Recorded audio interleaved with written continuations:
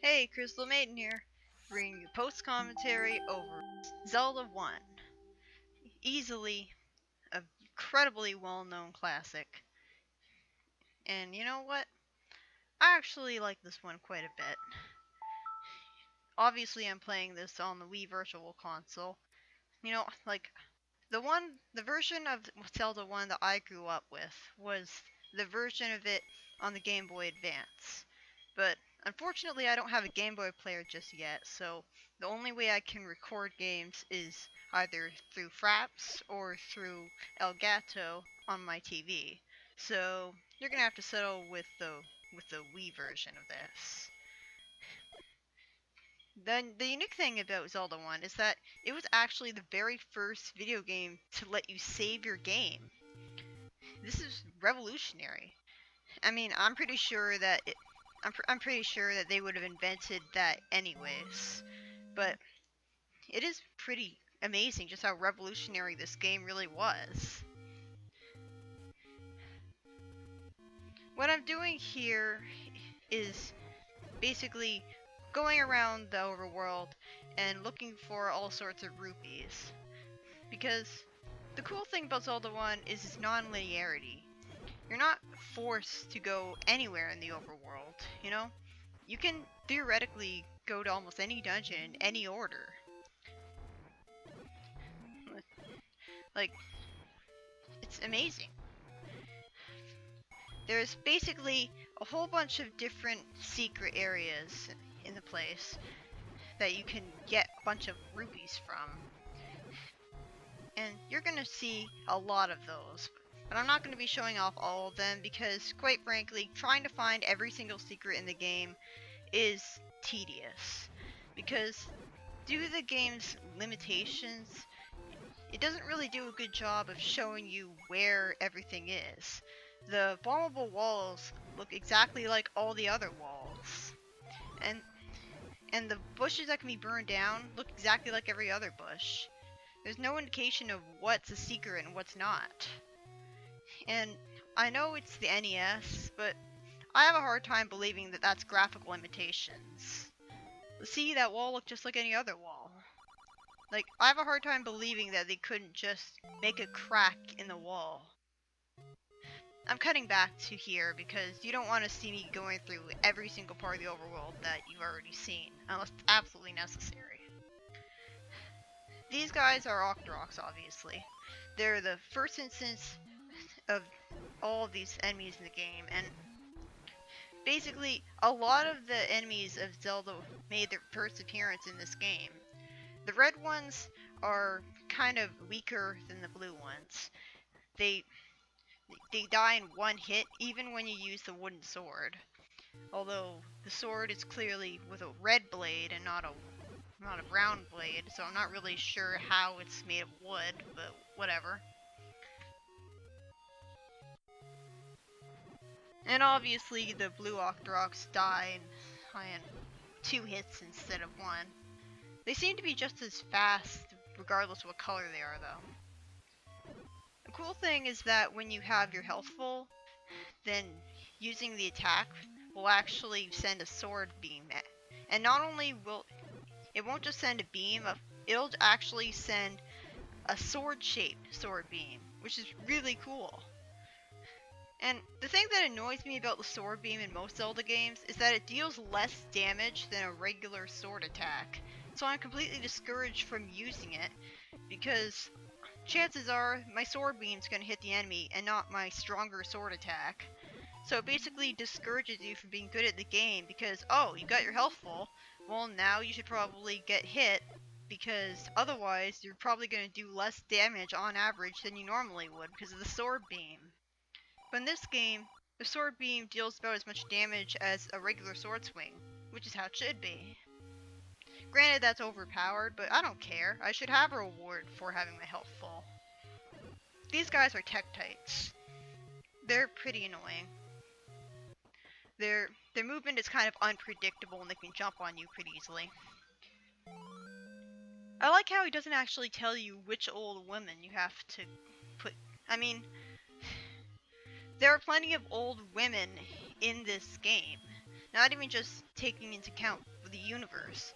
There's plenty of old women that you try to give the letter to, and nothing really happens. Like women that try to give you advice. I hate this minigame. This is what happens every single time I go here. And sometimes you can take away 50 of your rupees. How are you supposed to know that's an intangible wall that you can climb up? The only way I know about that is from watching playthroughs and guides. Actually, I don't entirely remember my first playthrough of this game, because I first played it so long ago. I know that I was relying on a guide, though. I used a guide for a lot of this game, and eventually I was able to pretty much memorize it. I never get lost in the overworld at all, because I just had so many memories with this game. Yeah, you have so little health at this point in the game that's really easy to die. And the fact that you are restricted to 4-directional movement is pretty bad. And again, I don't really believe this was technological limitations, because I'm pretty sure the NES was capable of letting you move in 8 directions. And hell, some enemies in the game move in 8 directions, like these guys. These guys don't look like they're moving in only 4 directions. So why can't I move like that? I mean, obviously being able to jump around would be pretty broken. But... And it's not just the fact that you're restricted to moving in 4 directions, because Pokemon used to have that for quite a while, and I could deal with that. It's also the fact that it's grid-based. It's completely grid-based movement. So, and it feels really stiff that you don't move forwards at 1 pixel at a time. You can't move forwards really small amounts. You know, you have to move. It's hard to describe, but basically you're going to end up adjusting your position a lot if you want to burn down the bushes in exactly the right way, because it's really a lot easier to make sure that you burn the bushes down instead of missing if you're standing facing the center of them. But trying to readjust your position to be facing the center of them is kind of tedious. Yep, that's the cool thing about Zelda 1, is that there's all sorts of different secrets hidden around the overworld, and you can get them as soon as you start the game. And you can buy incredibly valuable items from stores. You don't have to go to a dungeon to get this. You know what the annoying thing about the blue candle is, though? You can only use it once per screen. Now, I should remind you, all of these trees look exactly the same. You have no way of knowing which tree can be burned down. So, you're gonna end up giving up when you see a huge amount of trees and you have no way of knowing which ones you can burn down to get secrets. And I wasn't motivated enough to look up a guide to find every tree you could burn down in the game. I'm mostly just relying on my childhood memories here. Due to the text limitations, you're never really told exactly why these guys are giving you money. A Link Between Worlds tried to imply that they're giving you money to bribe you for not killing them. This game can't really tell you exactly why they're bribing you, because there's not enough room in the cartridge for them to actually give you enough dialogue. And this is a big reason why this game is so obtuse, because there isn't really any sense of direction as to where you have to go. The instruction manual tells you how to get to the first dungeon, but that's literally it. You have to figure out everything else on your own. And back in the day, back when this game was really popular and was just coming out, well, people didn't see that as big of a deal because they could just talk with their friends about their experiences with the game and get hints from each other. Miyamoto didn't see the lack of direction as a problem because it just encouraged gamers to socialize and talk with each other about the game. But nowadays, you pretty much need a guide to know what to do. And I think that's pretty bad, to be honest, but I think that's a flaw, but again, I have so many memories with this game that I just know what to do. I just know exactly what to do, and I don't really mind. Yeah, a cool thing is that the stores in the game can actually sell different items at different prices from each other. So you could have to spend like 160 or whatever rupees on that magical shield that blocks fireballs, or you could go to that store and buy it for 90 rupees. Yeah, don't take the potion, by the way. You can buy potions later. You can't buy heart containers. In the second quest of the game, there's actually a version of that old man that takes away your heart containers. He says, a potion or your life, or something like that. I think he says your money or your life. And he's in the dungeons, and you can't avoid him. And that's pretty bad design, I find. Like, that really takes away from the sense of progress you have. Because, oh, you got a heart container, but you have to give it away. And the second quest is hard enough as it is.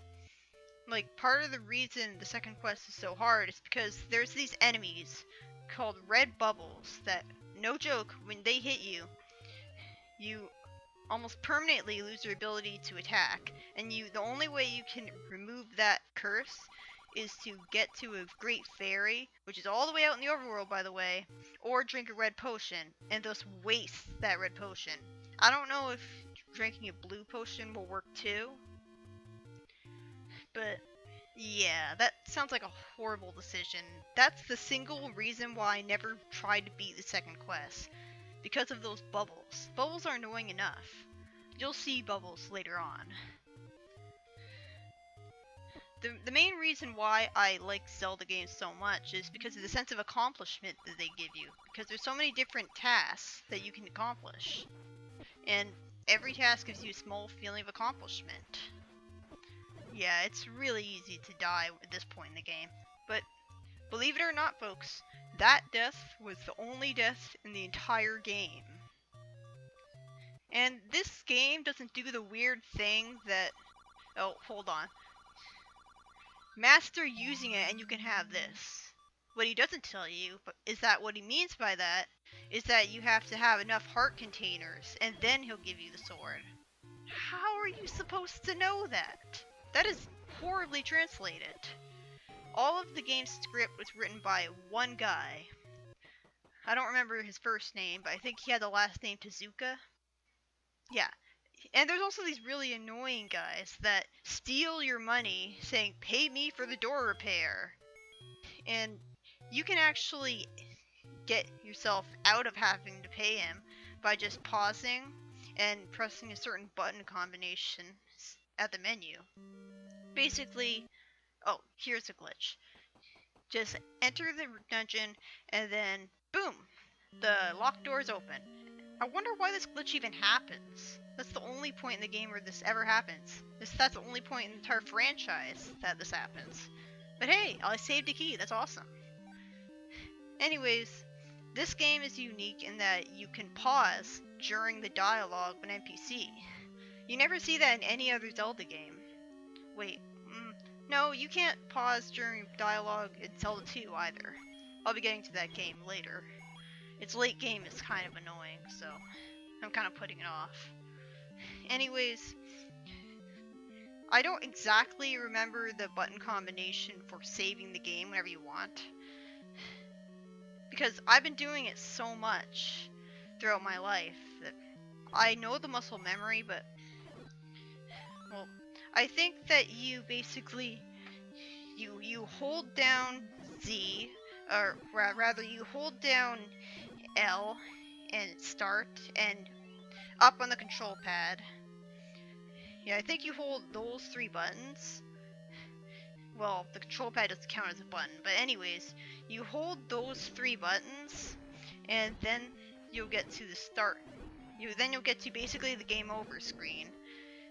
And the cool thing is that it doesn't actually count that as a game over. Link to the Past through the Super Nintendo does the annoying thing where it, for some reason, counts every time you save and quit as a death. Oh yeah, that's a helpful secret, thanks. Anyways, this game doesn't do that, or at least the Virtual Console release I'm playing as didn't do that. So thankfully I was able to have a 1 on the death counter. It's kind of hard. I've actually beaten this game without losing any lives whatsoever. But it's pretty hard because you have so little health at the beginning of the game. And again, you're restricted to 4 directional movement. And you move so far every time you press, every time you even so much as tap the control pad. So it feels kind of stiff and cheap, and you can get used to it. I'm completely used to this.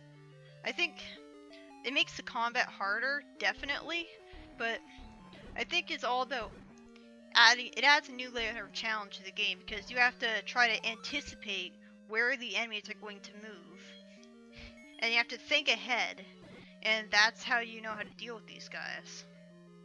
The annoying thing about that bow, you have to buy arrows from the store in order to use it. Bullshit. Why?